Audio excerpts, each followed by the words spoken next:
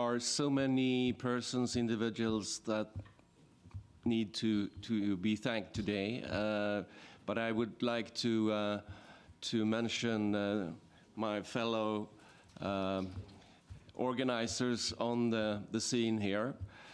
Charlie Weimers is the Chief of Staff in my office, and he has done tremendous efforts, a tremendous job in order to get this conference work. We have worked 24 hours a day during this conference. Charlie has worked 24 hours a day for a long time in order to get everything in place. I call him my brain, and as you understand, there is a truth in this. He is really an important person. I would like to thank you very much, Charlie. And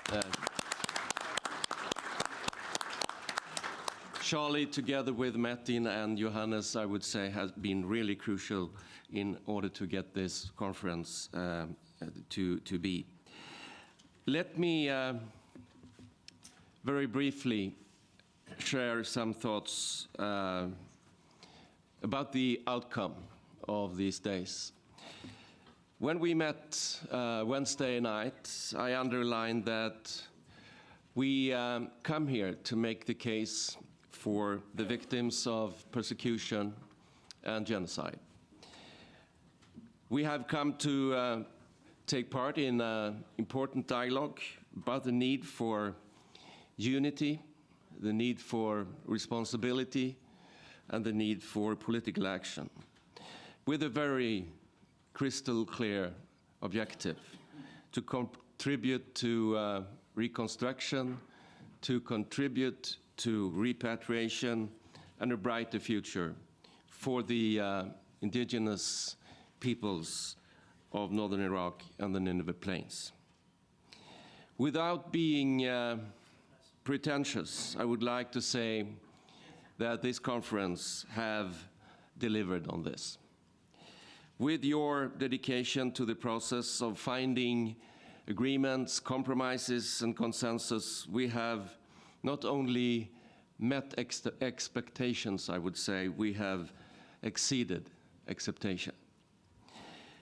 What you as representatives of your people have achieved is truly historic. I say you because it is your decisions, it is your position document, it is your accomplishments. Let me very briefly recap what I said yesterday in my dinner remarks. Your demands are just: to live freely, safely, and prosperously in your own ancestral homeland, to practice your faith without fear of persecution, and to take your rightful place in an equal society as equal citizens in the land you have called home since centuries. Your demands are just, but they are also legal. They are grounded in the Iraqi constitution, upheld by the Council of Ministers, and aligned with the laws and principles of a federal Iraqi state. Your demands are just, legal, and your demands are fair. The Chaldean, Syriac, and Syrian people are not demanding any unreasonable accommodation. You are simply expressing your people's desire to exercise your fundamental and constitutional right to self-determination. You are not asking anyone to do it for you. You are taking responsibility for your own future and are merely expecting the support from the world, support which you are to which you are clearly entitled. I would like to congratulate you all to this success. I congratulate you to a very clear and a very coherent position. There is no longer any confusion about the will of the Chaldean Syriac Assyrian people.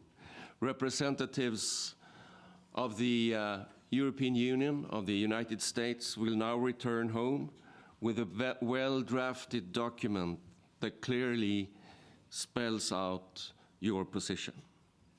With this achievement as a basis and a foundation, we will now move forward together. My office and I remain committed to working with you and your representatives in order to take further steps in this process through political contacts, through political pressure and demands for action. I sincerely thank you all for coming to this conference, for participating.